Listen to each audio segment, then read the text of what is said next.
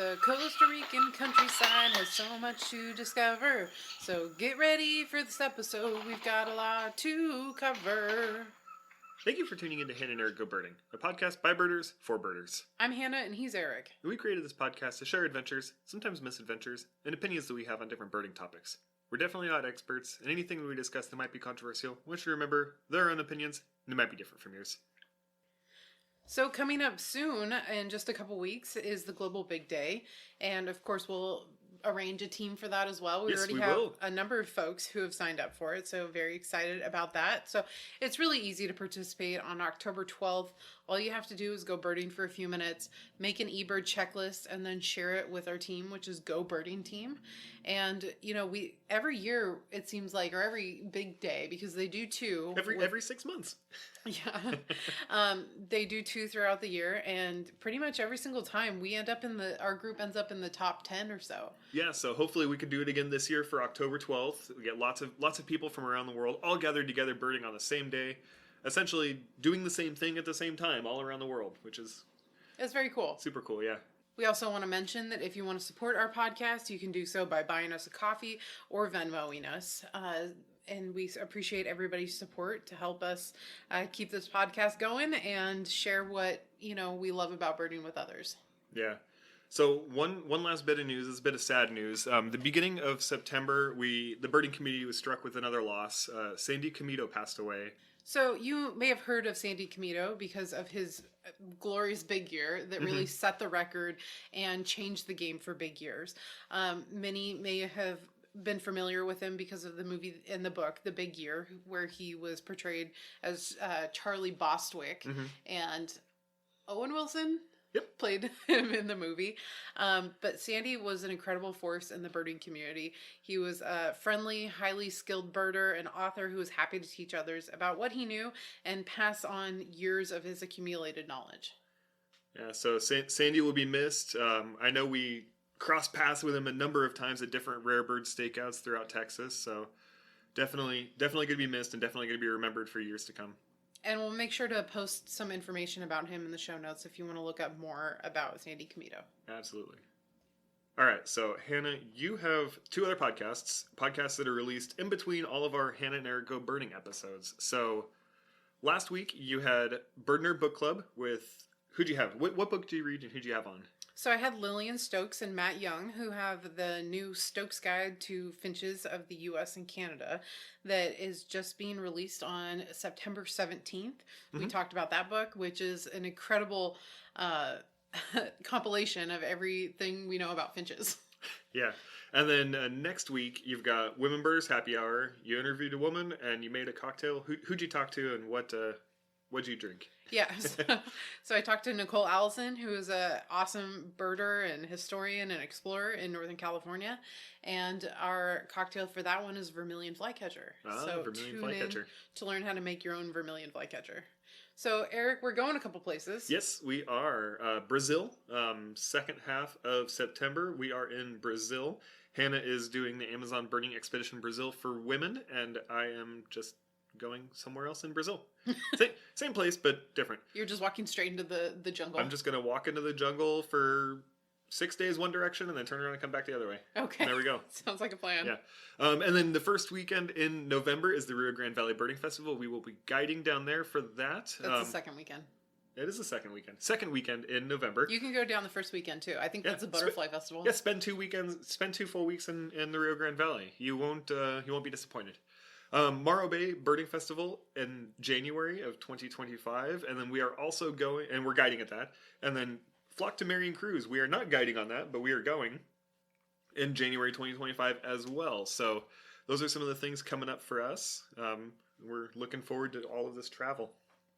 So we mentioned in the last episode that our September Bird Nerd giveaway, we're doing kind of a longer span on that. Yeah. So this is another reminder of it. This isn't the winner for this one. Not yet. You can still enter.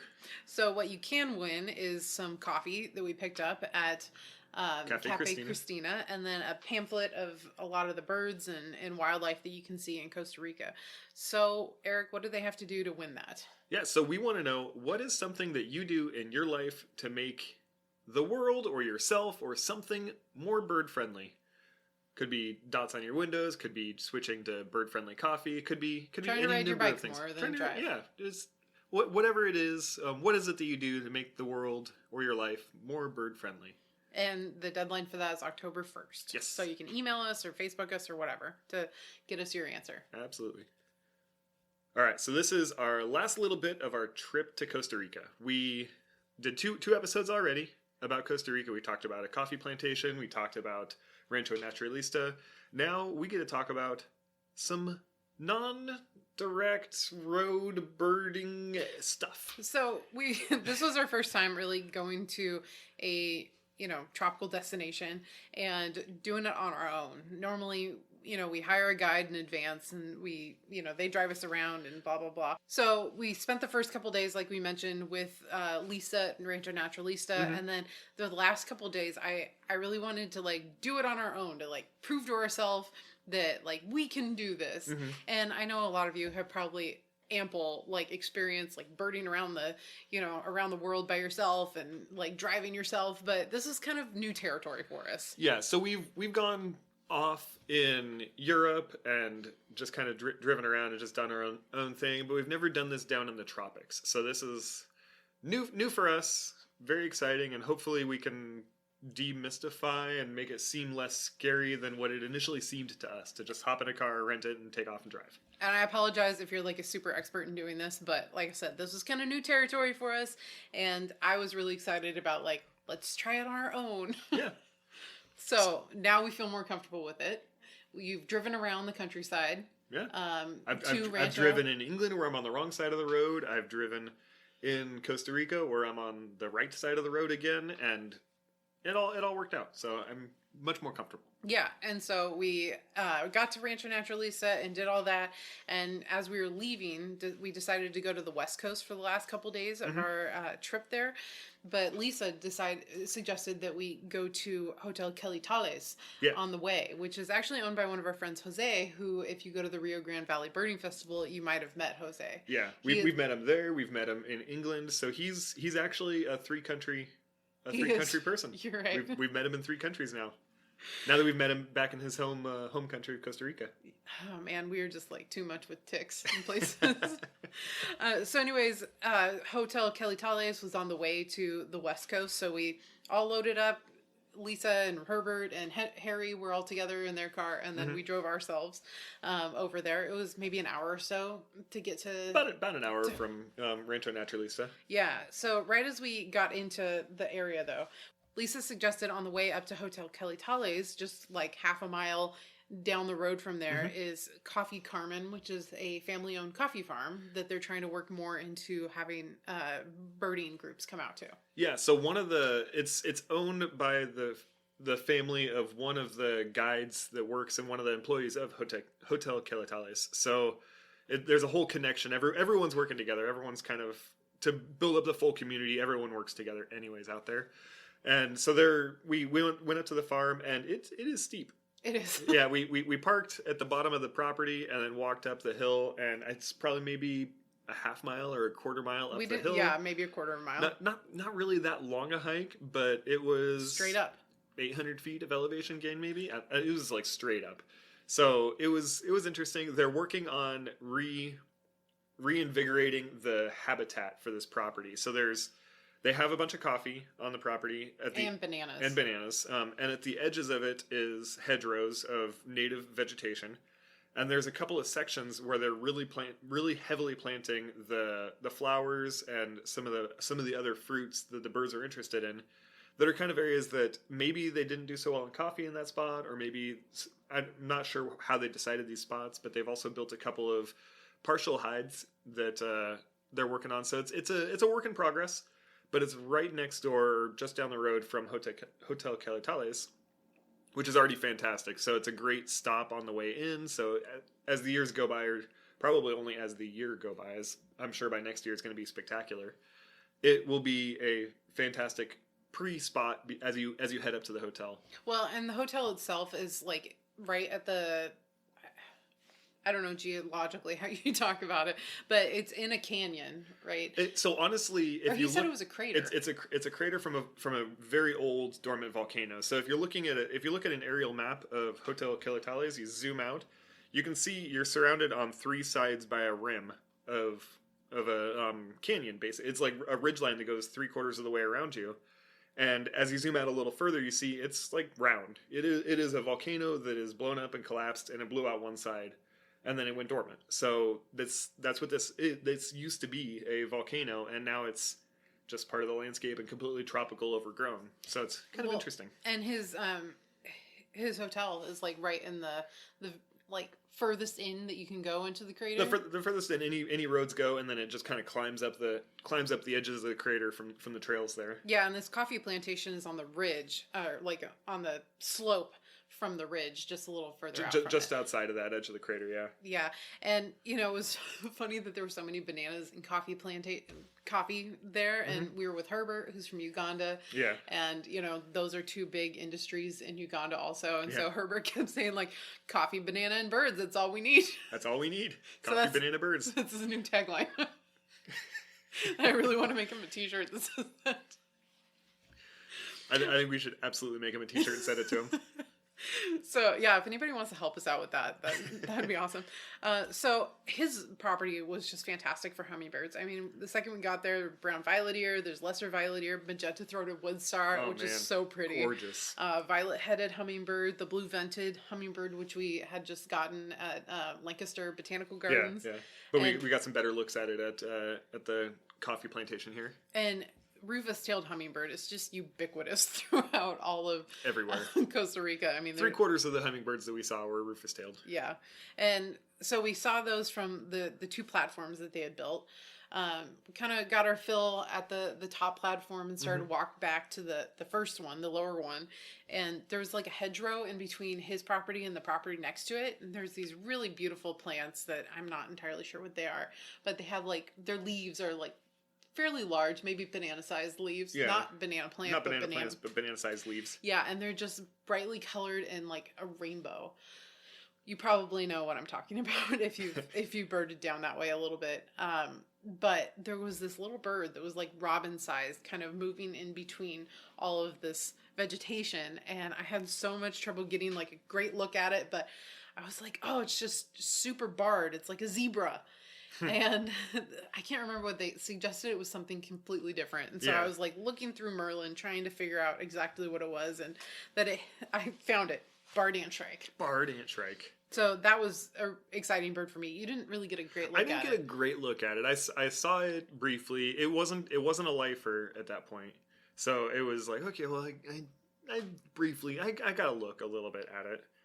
But it's still a really interesting looking bird. It's just so different. The way it was moving through is kind of like it was kind of like an Ani. I was gonna say I was trying to say cuckoo, but yeah, like an Ani. Yeah. Like it just kind of like cuckoo. It is, yeah. But it was just kind of like the way it was moving through the trees. It's like, oh, that's kind of weird. Yeah, just like hopping its way through. Yeah, like climbing through the branches or the leaves instead of hopping or whatever. Yeah.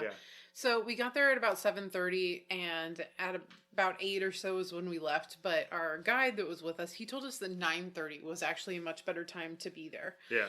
So we hit it a little bit too early, which is not something you normally say in birding. You don't normally say that in birding, yeah. But we were kind of on a route, and so we finished up birding there and headed off to the hotel to meet with Jose and see what Hotel Quelitales is all about. And actually, this day, it was August 15th, is Mother's Day in Costa Rica. So he had given most of his staff the day off so they could spend time with their mothers and do all the celebrating and cooking and all that stuff. So he was spending his day working. So unfortunately, Jose didn't have the opportunity to be able to come out and come birding with us because he was busy cooking and he was making that. He's a trained chef. He's a gourmet chef. Like he's highly trained. Like makes some amazing food. If you're a foodie and you want to go to Costa Rica, Hotel Quelitales is where you need to go. Right. For sure. It's all the food we had there. All the food was good. Yeah, 100%. But like he mixes the Costa Rican food with like the classical French and Italian style food. it's this blend that is just spectacular. Yeah. It was delicious food. But before we got to the food, he was busy, so that's why he couldn't come out with us. Yeah. He was busy cooking for Mother's Day. But we got to the lobby, and it's just a beautiful lobby itself. Yeah. With the restaurant attached to it. Mm-hmm. So there's a couple parking spots there, so you can park and enjoy if you want. And we didn't get a chance to see any of the cabins that they had, but it was really nice how they were kind of like spread out. I mean, they seemed really private. Oh, everything seemed very private, yeah. Like, you just walked up the road from the lobby towards the waterfall, and there were just cabins kind of off to the sides. So it just, seems like a really pleasant place to be. Oh, yeah, absolutely. So we walked up the road to the waterfall, which is normally a good place for a green-fronted lancebill. There's a perching spot that they typically see them at.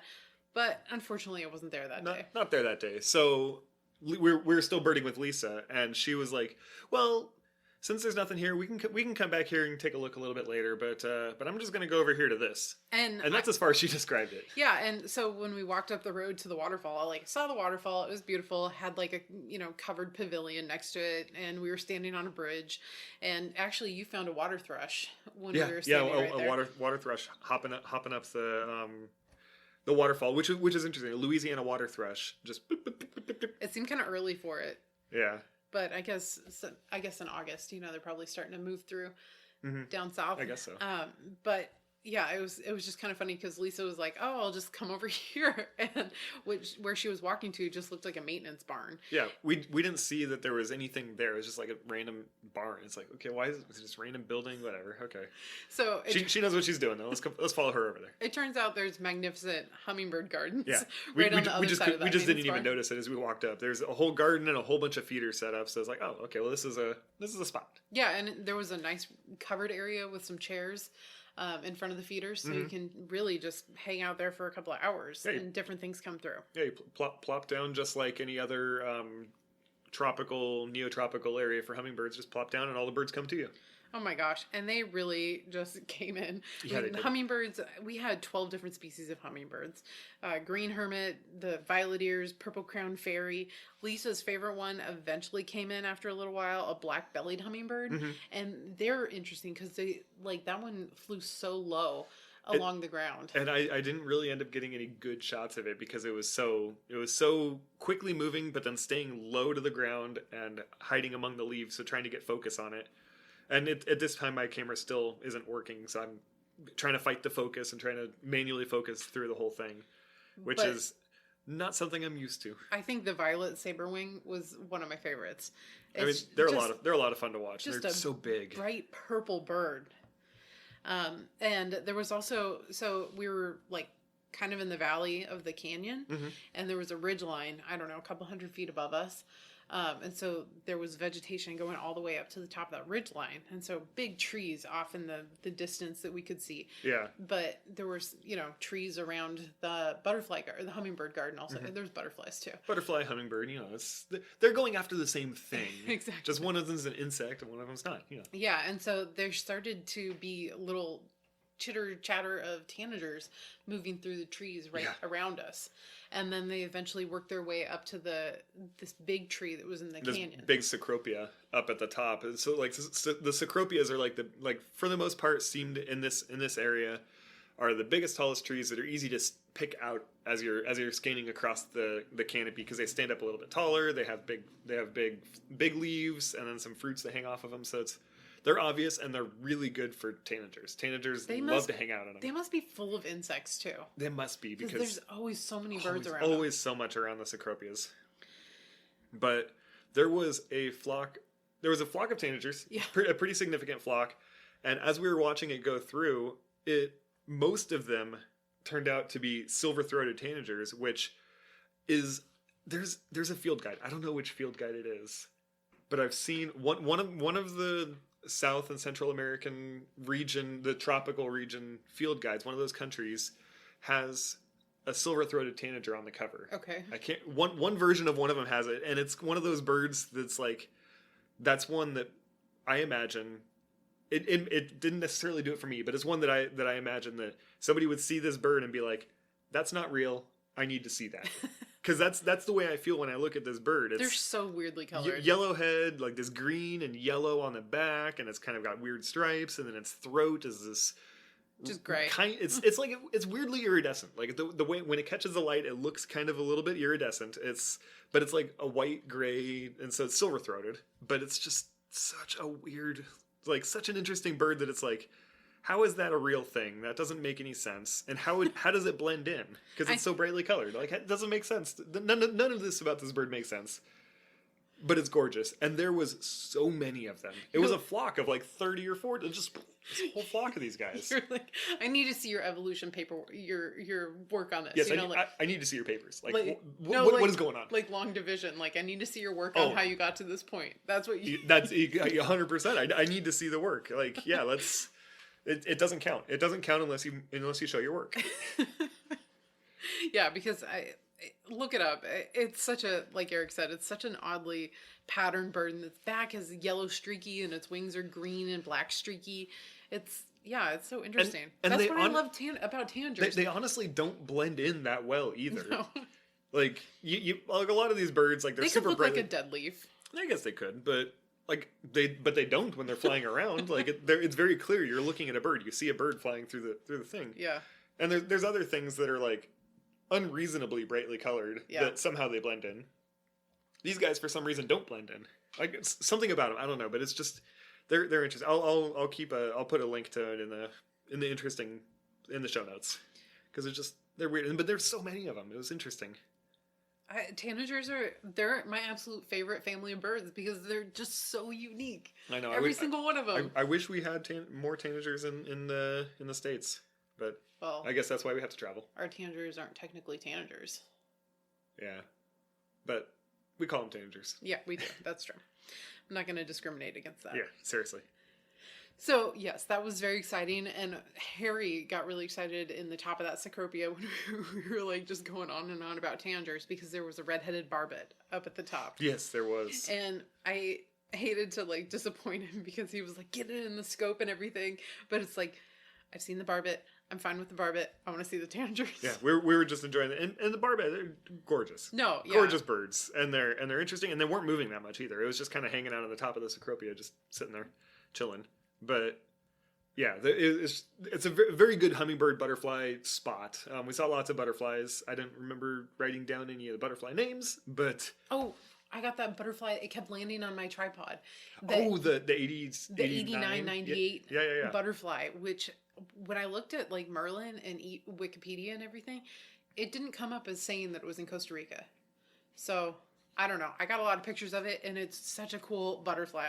I'll try to remember to post it on Facebook.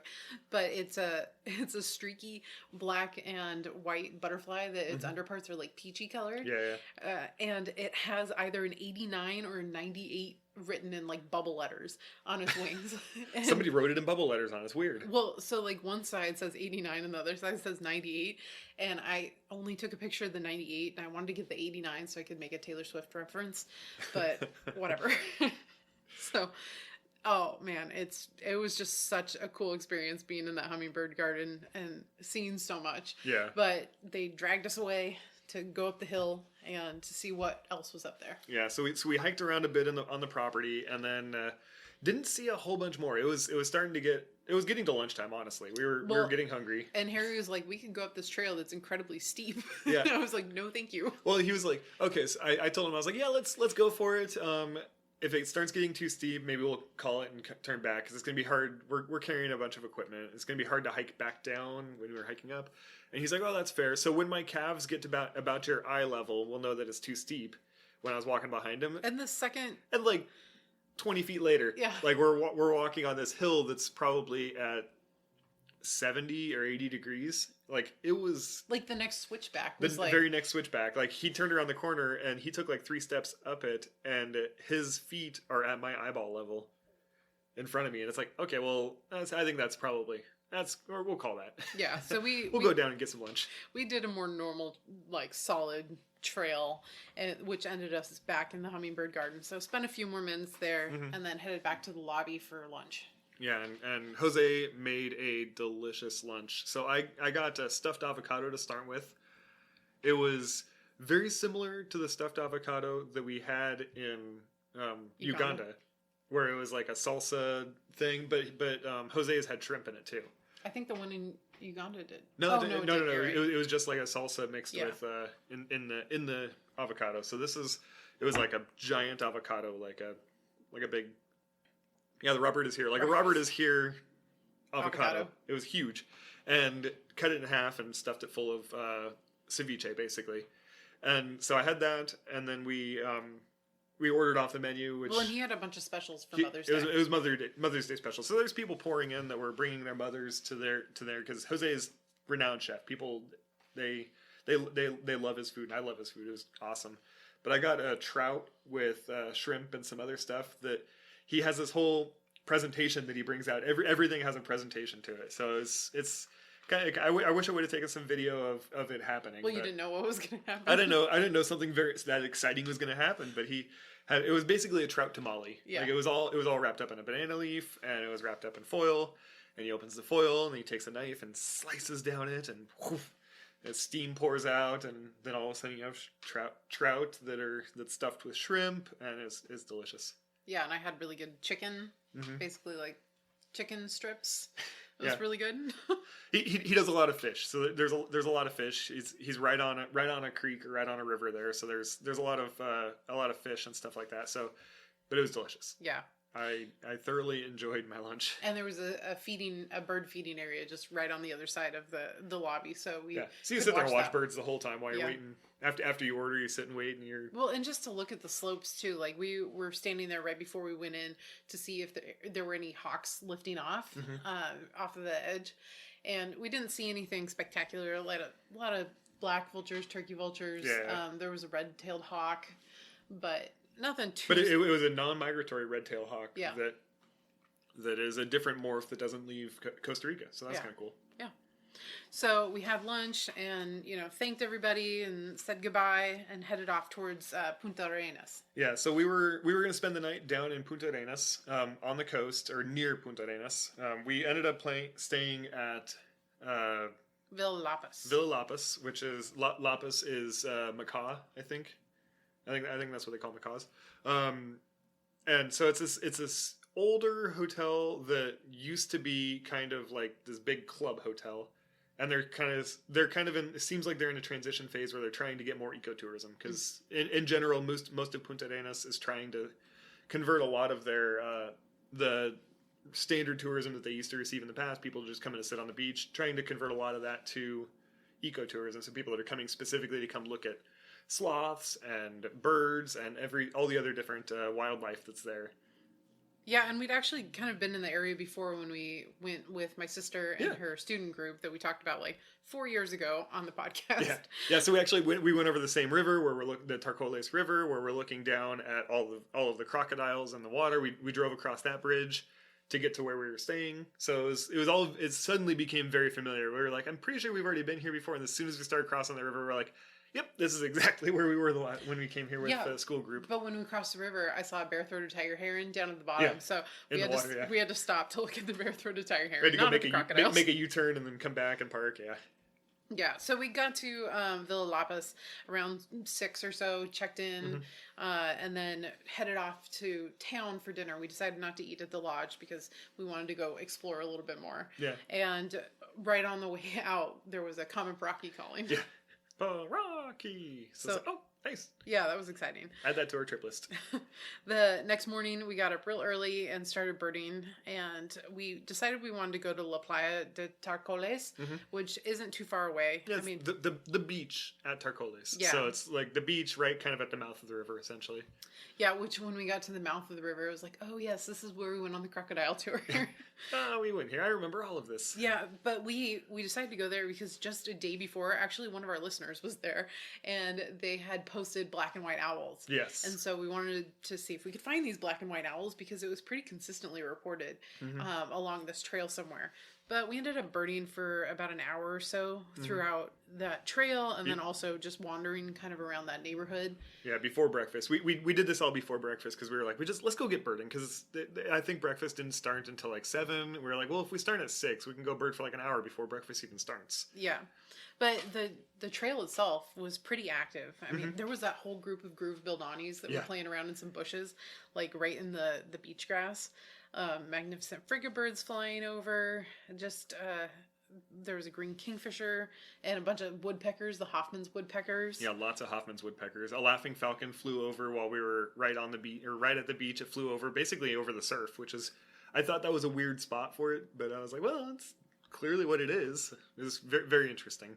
Yeah, and there's a lot of beach grass and, like, you know, kind of dunal area. More like seed eaters were in there. There's buff-throated saltator, rufous-naped wrens. So a lot of stuff that was hopping around as the sun was starting to come up.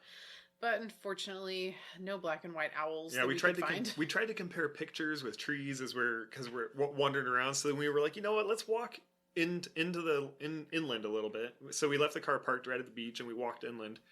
Went in like maybe a quarter mile or so. And we started wandering through the neighborhood. There was a neighborhood right there against the beach. Well, and there were a bunch of trees that looked like the ones in the picture. Yeah. And I don't know what kind of tree it was. I'm not sure. Had like wide waxy leaves. Yeah, like a dark green waxy leaf. Yeah, and so we saw like one tree here and one tree over there, and so we were just kind of going up to those trees and looking around them. Yeah, we would get to it, scan the entire tree looking for it, and then we would be like, oh, look at that, 2 blocks that way, there's another one of those trees. So then we walk over to that tree and scan through that whole tree looking for it, and we got to a place where there was these dogs that were just like going nuts because they didn't like us that close to their house.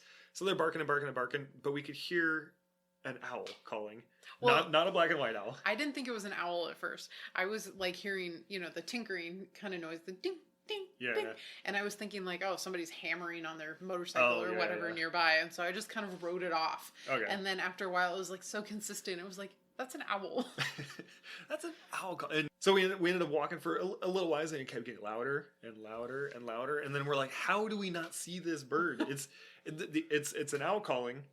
And it's like right here. I'm looking in the tree. I'm seeing nothing.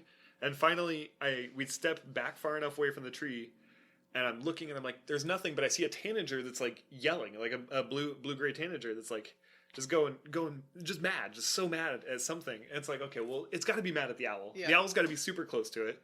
And so I like take a step to the left, and boom, there it is. Finally, it's like, oh, finally. And it's just sitting there, just hooting, just on and on and on and on and on. It's like, okay, well, I got some recordings of it. I took some pretty bad photos because it's backlit, like up against the sky. But it was like, okay, finally get the Ferruginous Pygmy-Owl. Yeah. Which is a bird that we've got in Texas, which is the northernmost part of its range, as far north as this species goes, on the King Ranch in Texas. And now we've got it in Costa Rica. Yeah. So it's like, oh, that's super cool. And there was actually 2 of them that were in the tree. They were pretty close to each other. Yeah, that was just like hooting nonstop with a tanager yelling at it. So we kind of gave up our losses on that and decided to go back to the hotel for breakfast and to pack up and get ready. But on the way, there were just a handful of scarlet macaws flying through these like it's open grassland groups fields. Of 3 to 5 scarlet macaws just back and forth and just loud, just squawking. It's just so cool to see them like out in the wild, you know? Yeah. I love that. And you know, I remember when we went to Punta Arenas with like my sister's group before, we were living this like eco lodge canopy kind of place. Yeah. And there was a tree full of scarlet macaws that I made them stop the bus so all the kids could get out and look at it. Not that they really cared, but I was like, oh my gosh, wild macaws. Which is interesting because our tour guide on that, it was because she was a tour guide that's kind of just a general. She works for Education First tours. So it's a larger organization that does mostly educational tours for high school and college and stuff. And senior groups too, yeah. But that it's just kind of just all over tour. You go and see cultural, you see a little bit of nature, you see a little bit of this, a little bit of that. So the tour guide, she's not necessarily a birder. Yeah. It was like, oh, okay, cool birds, like sort of thing. But she recognized that this is an interesting enough thing that the bus, she was willing to let us stop the bus. Like we yelled, we're like, hey, we need to stop the bus. Look at these macaws. And she's like, okay. She was a little bit hesitant to it, but she stopped the bus, and we forced everyone off the bus. Our school group plus the other school group off the bus to be like, look at these guys, and we set up the scope and looked at them, and it was interesting. Well, come on. I mean, how can you pass up Scarlet Macaws in the the wild? They're huge. And like half the kids were really into it, and then the other half just did not care. Yeah. But that's high school. They were tired of our birding BS. Yeah. So, but anyways, that was the last time we were there. This time we saw handfuls flying here and there and everywhere in the area around Torcoles. Yeah. So we went back to the hotel and picked up our stuff and got some breakfast, and then headed off we were going to go to the Carrara National Park, which is actually where we had gone before, but we didn't get a chance to really bird it super well. So we wanted to go see that. But first, I really had this like gut feeling about these waterfalls that were up the road from our hotel. So if you looked at eBird from where Villa Lopez is, there's a handful of hotspots up up to the waterfalls. And so I was like, well, let's go check that out first. And we talked about just walking up it, but the road up was so steep, and it was like 5 miles. So we're like, if we start walking, like, we're either gonna have to do the whole thing or just drive it. Yeah. So we drove up. We went up like 2 or 3 miles up the road. And there were these really fantastic houses, like big, big, gorgeous houses that actually had ocean views, which I thought was kind of cool. Because we're going further and further away, but you're going up the hill, so then you're still looking out over the ocean. Yeah, and half of them had for sale signs, so I was just kind of daydreaming about like buying a house down there and like how much could it really cost? Yeah. And how do I get my resources that I need? So as we were like wandering through there and talking about it, all of a sudden a crested guan flies out in front of us. So I had to pull over and back up and park on the side of the road, and we're like, okay, now we gotta look and see if we can find this crested guan. Well, and it was really nice location where we were at, because there was like kind of a semi-developed area down to like a wildlife rehab center down the road from where we stopped. Oh, yeah. And just on the other side of the road, and this is all like country road, there was a lot for sale, which is the one that I want to buy. Oh, that's the one you want? Yeah. Okay. All right. I see. I know. Had a great view. So the crested guan is what caused us to stop. And so we ended up spending, I don't know, a half hour or so wandering around out of the car. There had a squirrel cuckoo. We had a handful of hummingbirds, scaly-breasted hummingbird that was singing, I guess is what you'd call it. Yeah. It just kept going, and it was like, I tried to record it, but it's just not a great recording. It took a long time for us to ID that. It did, because it was consistent, but unidentifiable. Like, well, and Merlin couldn't pick it up either. Merlin wasn't picking it up, so I was like, okay, well, Merlin's not even giving us a help to figure out what family this thing is in that we're hearing. And it turned out to be a hummingbird. I finally got an eye on it. I finally found it, and it was the scaly-breasted hummingbird that was just calling. It was like, well, I wish I could record this, but oh well. But we ended up with 11 species there. Yellow olive flatbill. That was a lifer for us. That was a lifer, and that was super cool looking. More tanagers. We had white-shouldered tanager, golden-hooded tanager. Just such interesting birds. And variable seed eaters were just everywhere. Yeah, they were. Yeah, so we spent about a half hour there before it was like, okay, well, let's go down to Carrara National Park, and we'll see what we can find wandering around the trails there. So right as you enter the gates to the park, like they have a couple naturalists that are third party, people that you can hire. Yeah. And one of them stopped us at the gate to, kind of give us the rundown, like, hey, do you have tickets? Do you need to buy tickets? I'd be happy to guide for you if you'd like. Here's my fee, kind of thing. Very nice guy. Oh, yeah. This is where you park, blah, blah, blah. So then we were like, thank you. And we went to park, and then we went over to where the pay station is. And you had to have tickets in advance going in. And the gal that was there, she told us, oh, yeah, you can buy them online. But the cell phone service at the headquarters there was very bad cell phone service. It was terrible. So we weren't able to buy tickets. We ended up not pursuing that any further, because it was just kind of frustrating trying to get online. It was taking too long to load, and it kept timing out. So we were like, you know what? We wandered through here with the kids 3 or 4 years ago. I guess that's fine. Well, I really wanted to go again. I did really want to go again, but it was becoming too much trying to get it to load. Yeah. So I was like, well, and online it didn't say anything about that you had to do it ahead of time. So you have to buy them in advance, and you just buy them online. They're not really that expensive, but you just had to do it ahead of time. They don't, for whatever reason, they don't sell them there in person. Yeah. So that was kind of a bummer, but we decided to cut our losses and check out Cerro Lodge, which is up the road from there. And Lisa also suggested that as a possible location for us to have stayed the night before. So we wanted to just see what it was like. And so we drove up to that road, and that one's pretty far off the highway too. And there's some great birding along the way in open fields. But once we got there, they were a couple hours from lunch. So, you know, we were like, hey, can we wander around a little bit before we get lunch? And the guy was like, yeah, sure, help yourself. Yeah, no problem, wander around, it's all good. Yeah, and it's a smaller lodge, I'd say, or it's a lot more closed in. Like the cabins are right in the same area, but still a really beautiful location. Had we walked around to the bottom where there was kind of a creek and a lot of vegetation filling in where the creek was at. So there were yellow-green vireos and rufous-naped wrens hopping around in there, and stripe-headed sparrows. Red-legged honey creeper. Yeah. And a bird that we kept hearing and we hadn't seen yet, that we finally got when we were there, was lesser greenlet. I know. Finally got this guy.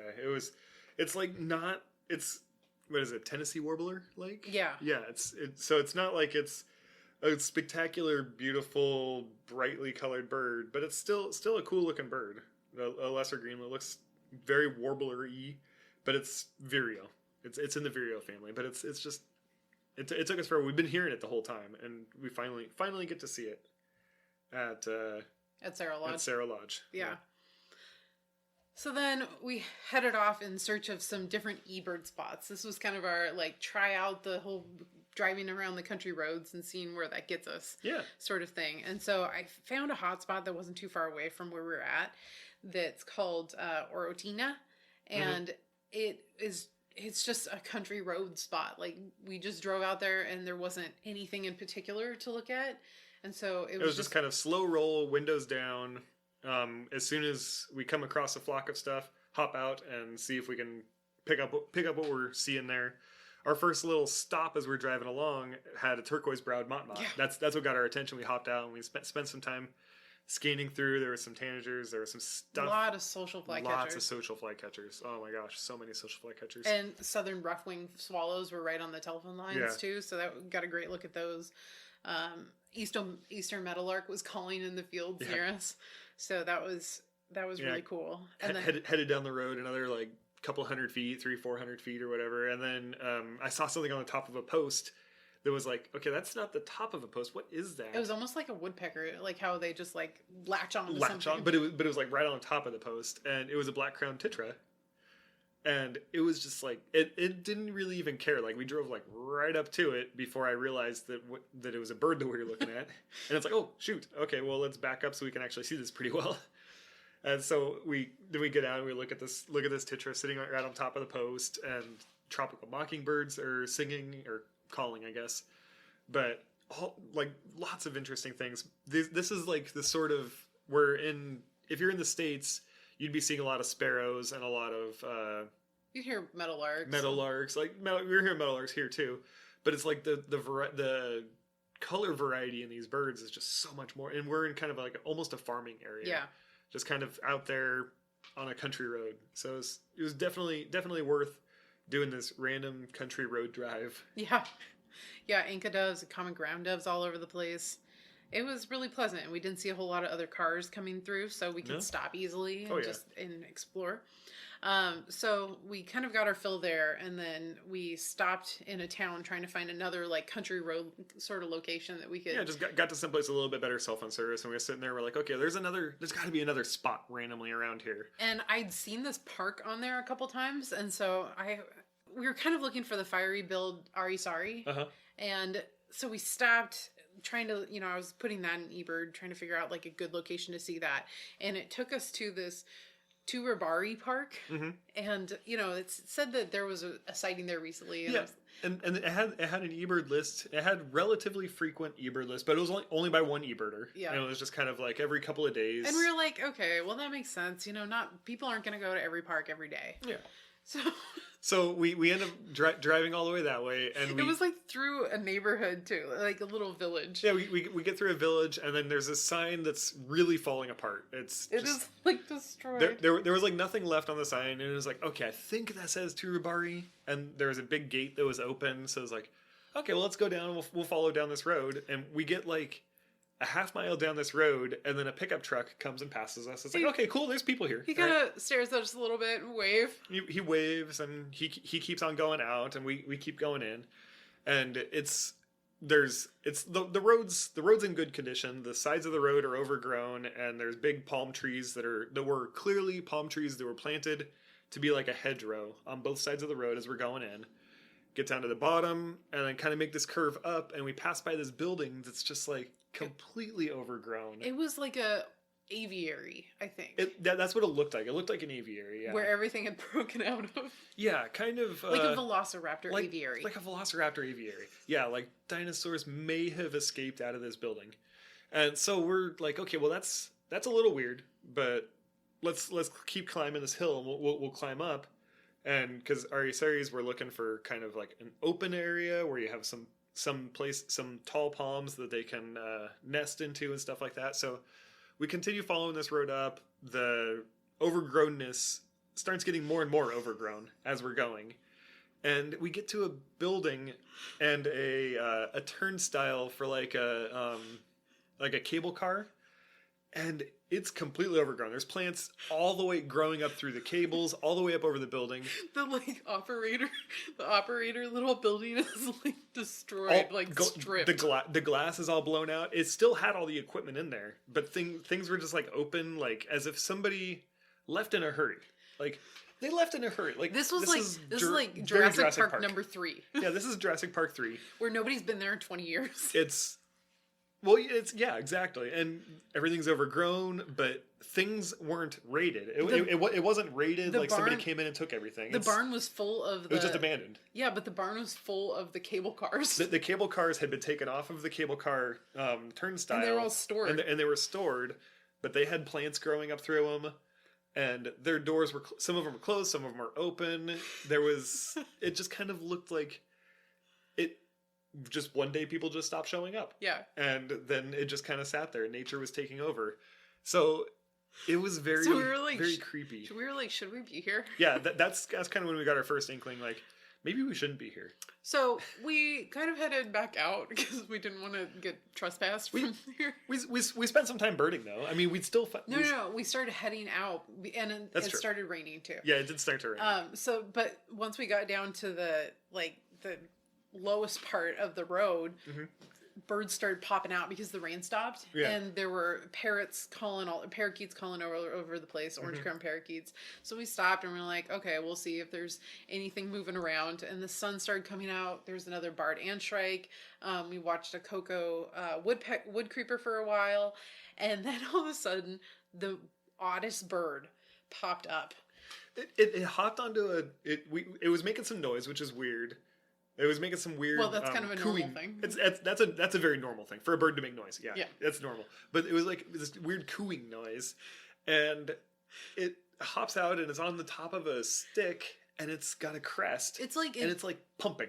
No, it's like it wasn't breathing with its lungs. It was breathing with the top of its head. Yeah, exactly. It's breathing with the top of its head. It's pumping its head. Head was like a billows. Yeah, it's billowing, and it was nonstop pumping, just boom, boom, and boom, we were like every single breath. We were looking at this bird. It's like, this is more like a iguana than a bird. I was thinking this is a dinosaur. Like, we found a dinosaur. We found the one that caused the evacuation. That caused the entire evacuation. This thing escaped, and now we're standing outside of the car. The car is 100 feet up the road. Can I get to the car faster than this bird can get to me? Than that dinosaur. That dinosaur that's got bellows on top of its head pumping. Can we get back to the car in time? I don't know. Okay, we're really blowing this out of proportion. It was like, it's not that big. No, it was a cuckoo. It was the size of a cuckoo. It was a striped cuckoo. It was a striped cuckoo.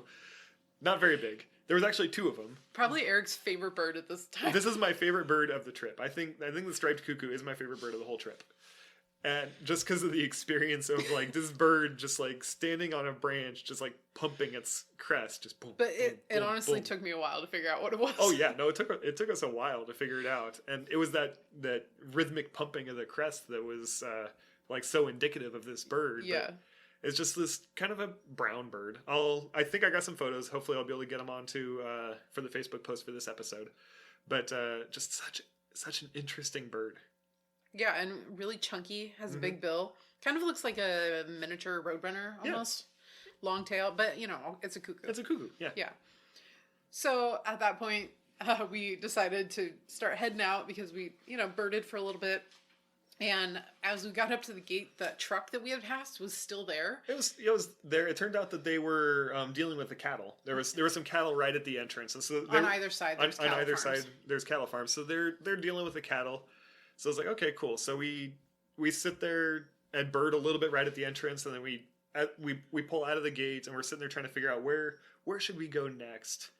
And then the guy closes the gate. As we're sitting there, the guys get in their car, get in the truck, pull out, close, and lock the gate behind them. And it's like, oh, were they waiting for us? Could we have been locked in there? I don't know.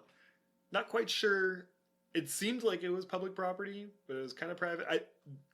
The gate was open. Yeah, it was potentially a close call, or maybe they saw us go in, so it didn't matter. I don't know. And also, there were eBird lists there. He didn't even try to stop and talk to us. No, when we went in, like he came past us, and we slow rolled past each other. He just waved. He friendly waved at us when we were going in, and then same way when we were coming out, he just friendly waved at us again, and that was it. Yeah. So, I don't know. I wish we would have stopped and talked to him for a minute, I guess. It didn't even dawn on me to stop and talk to this guy for a bit. It was just like, oh, he's busy doing stuff. He's working. Well, we also didn't know how abandoned the place was going to be when we got in When we went in there, we had no idea that it was going to be like abandoned. It was like Turubari Park. Like, it's a park, sure. We didn't really Google the place because we're... No, I did Google it, and it looked like it was open still. Oh, and one place online it says it's open. Another place says it's permanently closed. Yeah. Like so they have a website that's open. That's a regular website saying what the place is. Like I found this out afterwards, but it says it's a place, but apparently it's not anymore. It's got to be like one of my most favorite experiences. It was interesting. Yeah, yeah. But we didn't get locked in, so it's okay. It was like those people who go to like old abandoned asylums. Yeah, we're going to this old abandoned like adventure park. Yeah. It was a pretty cool place. And the striped cuckoo. Best bird of the trip for me. Yeah, that was great. So from there we headed back to San Jose and spent the night real close to the airport because we had a 6 a.m. flight and headed out and 6 back to a.m. flight home. Means 4 a.m. to the airport. So we're waking up early. Yeah. Yeah, so... uneventful getting out of there, though, at that point.